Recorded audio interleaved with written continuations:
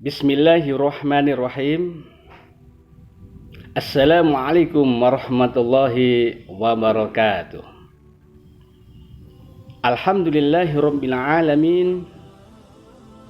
Wassalatu wassalam ala asyrafil anbiya'i wal mursalin sayyidina wa maulana Muhammadin wa ala alihi wa sahbihi ajmain, amma ba'du. Alhamdulillah, di kali ini kami akan menyampaikan yaitu bersedekah tidak harus dengan harta. Sesungguhnya tiap-tiap tasbih adalah sedekah, tiap-tiap tahmid adalah sedekah, tiap-tiap tahlil adalah sedekah. Menyuruh kepada kebaikan adalah sedekah. Mencegah kemungkaran adalah sedekah. Dan persetubuhan adalah seorang di antara kamu dengan istrinya adalah sedekah. Dari Abi Dzarrin anna nasan min ashabin Nabi sallallahu alaihi wasallam qalu lin Nabi sallallahu alaihi wasallam, ya Rasulullah, dhahaba ahlud dusuri bil ujuri yusalluna kama yusalli wa yasumuna kama nasumu wa yatasaddaquna bifuduli amwalihim.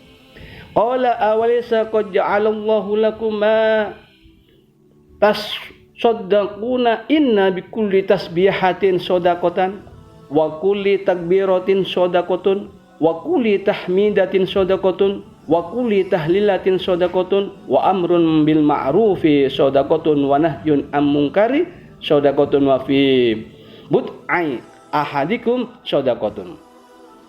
Qalu ya Rasulullah ayati ahaduna syahwatuhu wa yakunu lahu fiha ajrun.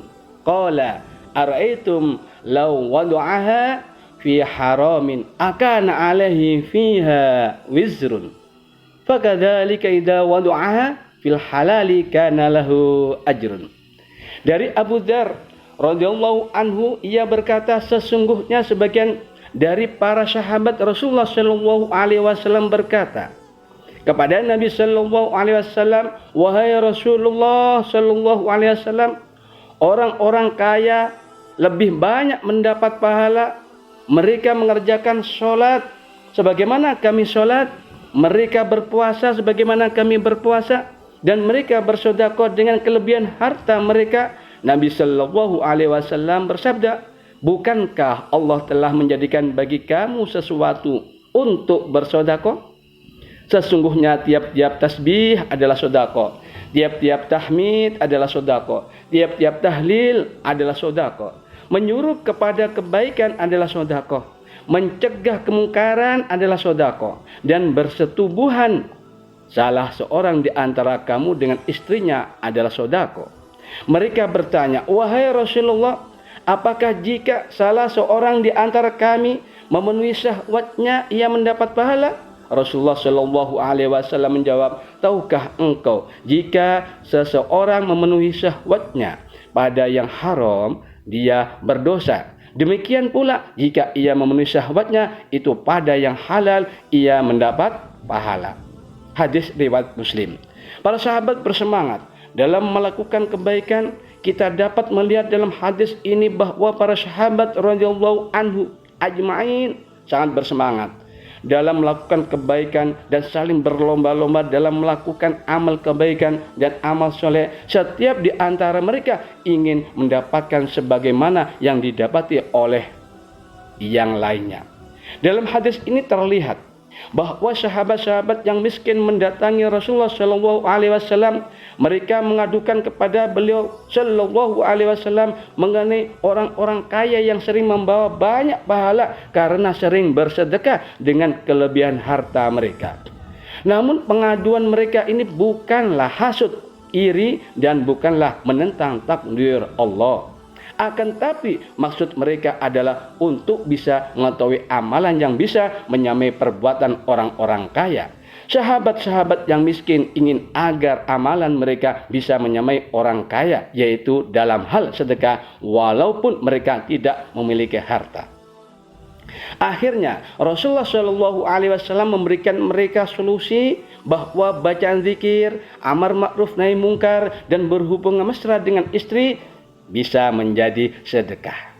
Marilah gemar untuk bersedekah. Dalam hadis ini kita dapat melihat bahwa sahabat-sahabat yang kaya gemar sekali untuk berinfak dengan kelebihan harta mereka untuk lebih memotivasi kita untuk banyak berinfak.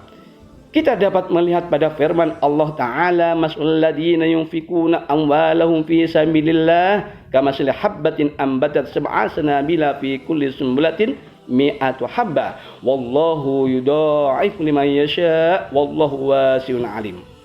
Perumpamaan nafkah yang dikeluarkan oleh orang yang menafkahkan hartanya di jalan Allah adalah serupa dengan sebutir benih yang menumbuhkan 7 bulir. Pada tiap-tiap bulir 100 biji, Allah melipat gandakan ganjaran bagi siapa yang Dia kehendaki, dan Allah Maha luas karunia-Nya lagi Maha mengetahui. Quran surat Al-Baqarah kedua ayat 60 ayat 261. Inilah permisalan yang Allah gambarkan yang menunjukkan berlipat gandanya pahala orang yang berinfak di jalan Allah dengan selalu mengharap ridhonya. Dan ingatlah bahwa setiap kebaikan akan dibalas 10 hingga 700 kali lipat. Ibnu Katsir dalam tafsirnya mengatakan ayat ini merupakan isyarat bahwa setiap amal soleh yang dilakukan akan diiming-iming pahala yang berlimpah bagi pelakunya, sebagaimana Allah mengiming-imingi tanaman bagi siapa yang menanamnya di tanah yang baik subur. Sedekah tidak hanya berupa harta. Dapat kita lihat dalam hadis ini bahwa suri tauladan kita Rasulullah Shallallahu Alaihi Wasallam memberikan petunjuk kepada kita bahwa sedekah bukanlah hanya dengan harta, sehingga orang-orang miskin ya meskipun bisa melakukannya. Di sini Rasulullah Shallallahu Alaihi Wasallam menyebutkan bahwa bentuk sedekah yang lainnya adalah dengan bacaan tasbih, yaitu zikir subhanallah, bacaan takbir, yaitu zikir Allahu Akbar, bacaan tahmid, yaitu zikir alhamdulillah, dan bacaan tahlil, yaitu zikir la ilaha illallah. Begitu juga termasuk sedekah adalah mengajak orang lain yang lalai untuk melakukan ketaatan dan melarang orang lain dari perbuatan yang mungkar. Perbuatan ini semua termasuk sedekah yang mampu dilakukan oleh orang miskin dan bisa dilakukan setiap saat. Sedangkan orang kaya hanya mungkin dapat bersedekah pada satu waktu dan bukan setiap saat. Berhubungan intim dengan istri juga termasuk sedekah. Dalam hadis ini juga Rasulullah Shallallahu Alaihi Wasallam menyebutkan di antara bentuk sedekah yang lain adalah jima, bersenggama dengan istri. Namun tatkala Rasulullah Shallallahu Alaihi Wasallam memaparkan yang demikian, para sahabat langsung timbul tanda tanya. Bagaimana bisa seseorang mendatangi istrinya dengan syahwat termasuk sedekah?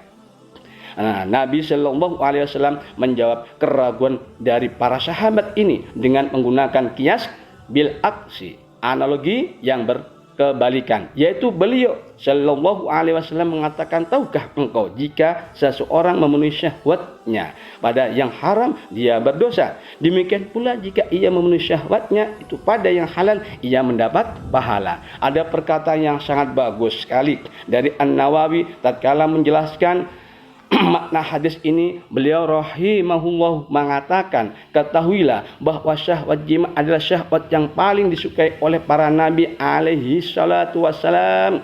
Dan orang-orang soleh mereka mengatakan karena di dalam syahwat tersebut terdapat maslahat manfaat diniyah agama dan duniawiyah. Dunia diantaranya adalah bisa menjaga pandangan, menahan diri dari zina, bisa menghasilkan anak dan memperbanyak umat ini hingga hari kiamat. Syahwat selain jima lebih akan mengeraskan hati, sedangkan syahwat jima ini lebih akan melembutkan, menenteramkan hati.